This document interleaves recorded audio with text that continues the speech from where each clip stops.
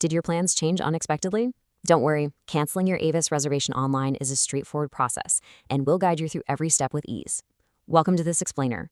Look, we all know that travel is just inherently unpredictable. One minute you've got the absolute perfect itinerary locked in, and the very next, a meeting gets moved, storm rolls in, or an unexpected emergency just completely upends your entire schedule. But listen, changing your travel plans really doesn't have to be a headache. Mastering this process is honestly a critical skill for any traveler.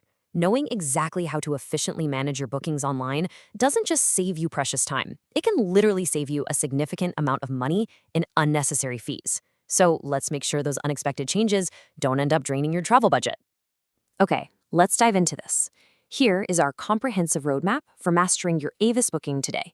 We're going to cover getting started, the cancellation policy, a step-by-step guide, troubleshooting issues, the Avis app advantage, and some final tips. Section 1. Getting started. What you need before canceling. So, preparation is absolutely key here. Before you even hit the Avis website, you're going to need to gather a few specific pieces of information to make sure the whole process is smooth. It's a quick checklist. First, you need the exact last name used on the reservation. Second, and honestly this is the big one, you need your confirmation or reservation number. Having this handy relieves half the stress right off the bat, because it's basically the golden key to finding your booking. You'll also want to know the country where the booking was originally made. And lastly, if you booked while logged into your Avis Preferred account or just a standard profile, make sure you know your username and password or your wizard number so you can just easily pull up your dashboard. Moving on to Section 2, the cancellation policy, understanding the financial stakes. Now, what's really interesting about this slide is how clearly it shows the massive trade-off between flexibility and upfront discounts.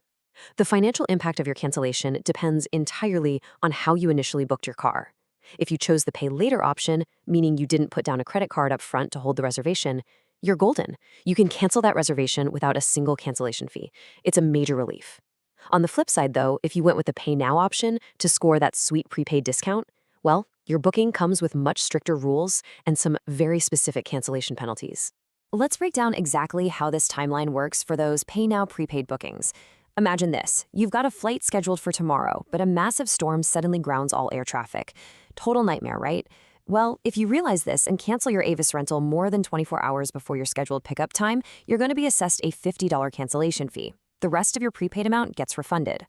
But if that flight gets canceled at the very last minute and you find yourself within 24 hours of your pickup time, that cancellation fee triples. It jumps right to $150. And here is the absolutely harshest penalty of all. If you simply don't show up or you forget to cancel before the pickup time, you forfeit the entire prepaid amount. No refund whatsoever. And just so you know, the exact same rule applies if you return the car earlier than your original return date. You're not getting refunded for those unused days. So, with all that in mind, this number right here is absolutely crucial. 6. If you've canceled a prepaid reservation and you're owed a partial refund, minus those fees we just talked about, 6 is the maximum number of months you have to submit a formal refund request. And that clock, it starts ticking directly from your scheduled rental pickup date. If you wait around until month 7, no refund for you. So whatever you do, do not procrastinate on this step. All right, Section 3, step-by-step cancellation. Executing the change online. Let's shift focus to the actual execution. I'm going to give you a clear chronological walkthrough of the Avis website interface, and I promise it is designed to be highly user-friendly. Step 1. You're going to navigate to avis.com.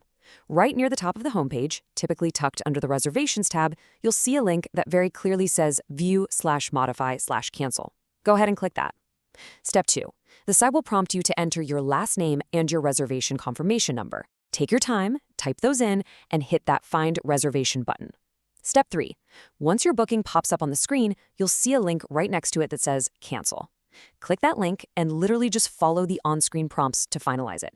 Once it's all done, you'll get an automated email confirming the cancellation. Super easy. Now, if you are actually owed a refund on one of those prepaid reservations, you're going to need a little bit of patience. The financial processing on the back end takes a minute. Avis says that credits back to your credit card take approximately 7 business days to process.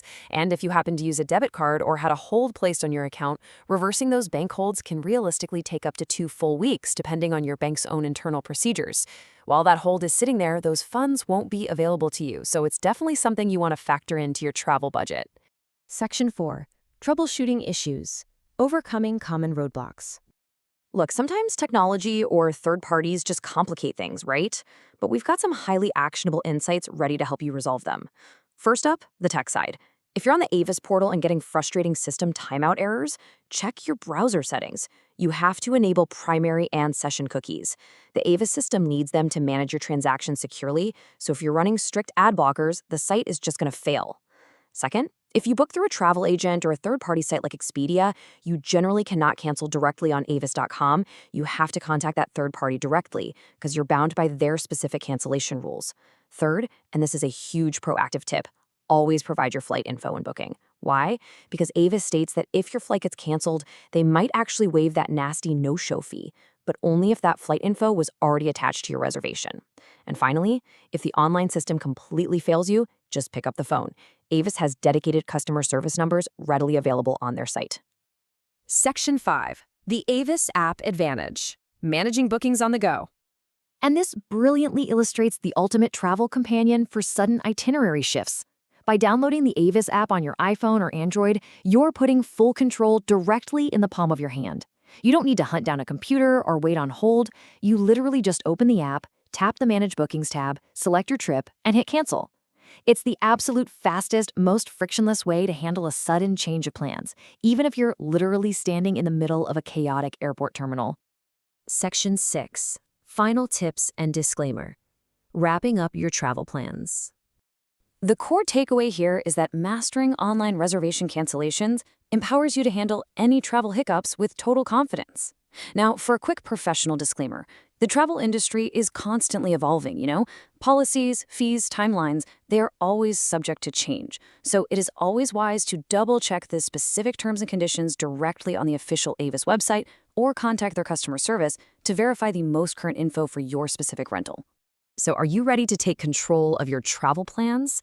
The next time your itinerary gets flipped upside down, you now have the exact knowledge and the step-by-step framework to handle your car rental cancellation smoothly. No panic, no unnecessary fees. I'd love to hear from you. Have you ever had to scramble to cancel a rental car at the absolute last minute? How did it go? Share your own travel stories and tips down in the comments below.